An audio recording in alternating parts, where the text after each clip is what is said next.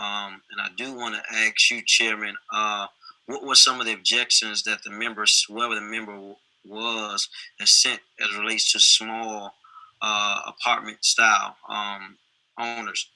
Is it that they may not have the revenue to sustain during this time, or uh, rather than the bigger, larger buildings? What was some of that conversation around that? Because I feel like now we should do something now instead of waiting.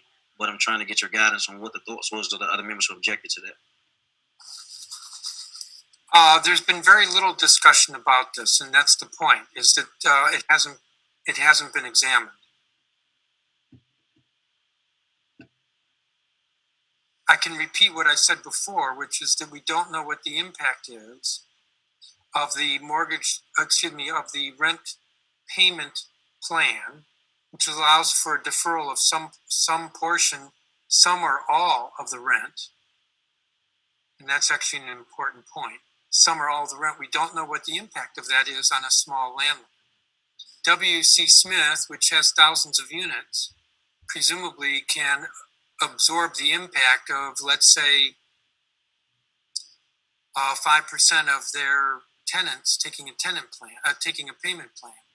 But a landlord who has 4 units, if one tenant takes a payment plan, which is arguably 50% of the rent, that's 25% of the units.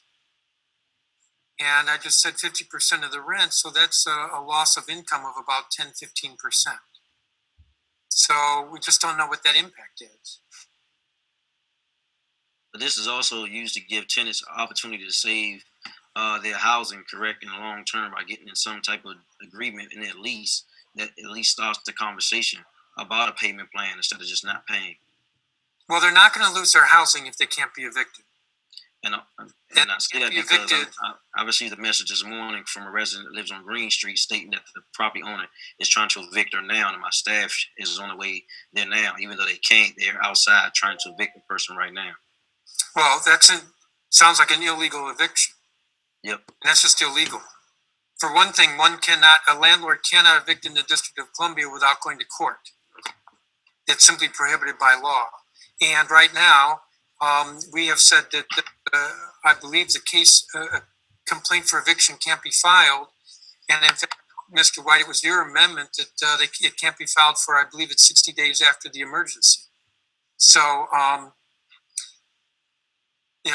we can't legislate a fix to a landlord breaking the law by illegally evicting somebody, because we've already said that it can't be done legally. But to get back to the payment plan, whether the payment plan is worked out now or is worked out in 3 weeks, the tenant is not adversely affected, unless there's something I'm missing, and I don't think I am.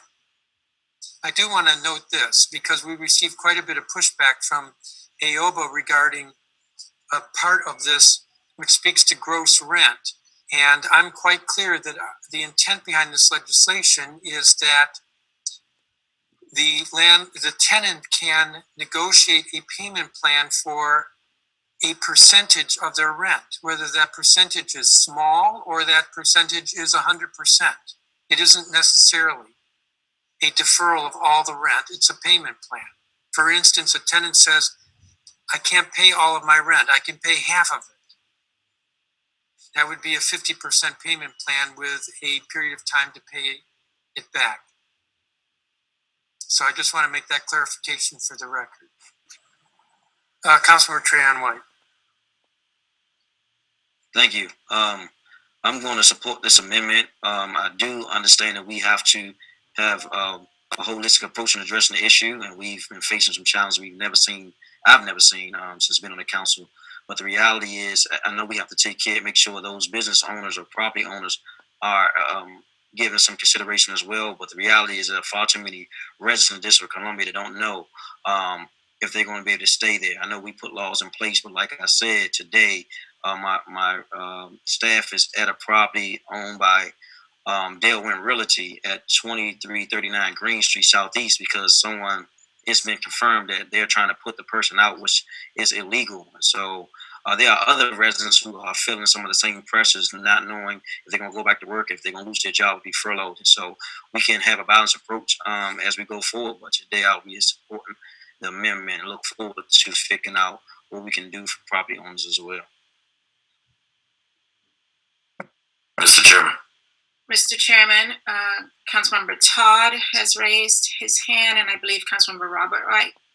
Robert White would like to be recognized as well. Councilmember Robert White.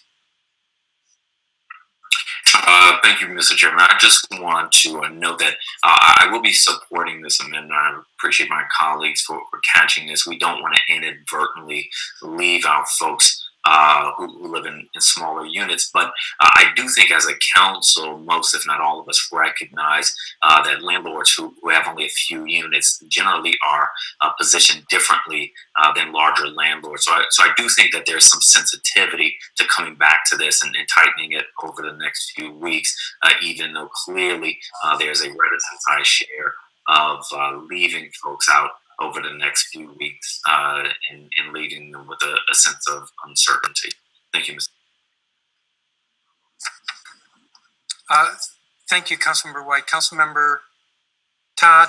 Thank you, Chairman, and thank you all for the discussion. Chairman, do you believe that without the amendment, it would preclude a tenant from getting on a payment plan if we don't act today? No, it would not preclude. However, the tenant would not have the leverage that this bill gives to be able to negotiate a payment plan. Okay, thank you, Chairman. Councilmember Bonds. Thank you, Chairman. When this provision was original to the emergency legislation, it was my understanding that we were suspending rent payments in total. And so I believe that the spirit of what we are discussing now does include all of the units. However, I do side with the concerns that my colleague McDuffie has expressed, in that we don't know the real consequences. However, I think if our goal is to make sure that everyone gets to retain their home during this emergency, when I say everyone, those that are affected by the emergency and by the virus, I think then it would be appropriate for us to include all units at this time. So that's how I will be voting, and thank you very much, Chairman. Thank you, Councilmember Bonds. So I'm going to speak and then ask the Secretary to call the roll. So I've been debating, because as all of us as elected officials, we never like to be on the losing side, and I'm not sure, but I'm going to speculate that most members will be supporting this amendment. But I'm still going to vote no. And I'm going to vote no for the following reasons, and I want to say this so that the record is clear, because it might be construed that a vote here is for or against tenants, and I don't believe that. It is not a vote for or against tenants. It's really a vote on whether we should be deliberative and thoughtful or not. So, if we vote today on this amendment, it's possible that between now and June 9th, that there will be some small landlords who are caught up by this requirement, and they would have to negotiate payment plans. Having negotiated those payment plans, it's a little hard, or maybe unfair, but it's certainly hard to then undo that if we decide that in fact we should have some exemption or different provision for small landlords. I'm talking about small landlords for four or fewer units. We cannot unwind the payment plans that will be required by voting yes for this amendment. On the other hand, as I have said several times, if we're concerned about protecting tenants, the tenants will be no more or less protected if we make this change on June 9th, having worked through and fully understood the consequences. So this amendment here, and voting for or against it, and I'm going to vote against it, because I also think it's important that I be consistent in my positions. Voting for or against this amendment is not for or against tenants.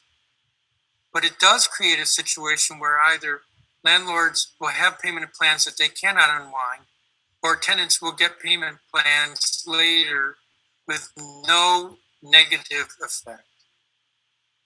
There's no further discussion, Madam Secretary. Would you please call the roll? There is, Mr. Chairman. Mr. Chairman. Just before we call the roll, and Yes. and again, I appreciate your statement, and I know folks are trying to do the right thing here, and I just, what I was trying to offer again was not to pit landlords, small landlords against tenants, but it was just a different perspective here. Because to your point, Mr. Chairman, once we do this today, we won't be able to undo it, and I think I'll just offer again another perspective. If we think we're helping tenants by doing this today, but then a few weeks later discover that it presents challenges that are difficult to pull back, what happens if we come out of this pandemic with small landlords saying, you know what, I can't do it anymore, and I'm selling my property, and some other developer comes along, and what might have been or might be naturally affordable housing today in these small units ends up no longer being affordable, right? And so, again, I'm not sure if that's going to happen or not. It's an alternative perspective to where we are today, and all I'm saying to the chairman's point is, maybe we do this in 3 weeks. Maybe we do it exactly the way Councilmember Nadeau just suggested that we do it, right? But maybe we do it slightly differently after we've had an opportunity to speak to more people.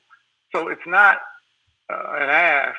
A vote no today, to me, is not a no permanently on this issue. It is saying that we use the 3 weeks to do this in a way that is perhaps more thoughtful than doing it on the spot right now with an oral amendment. So I'm going to vote no as well. Thank you. Madam Secretary, would you please call the roll? Chairman Mendelson? No. Chairman Mendelson votes no. Councilmember Nadeau? Yes. Councilmember Nadeau votes yes. Councilmember Silverman?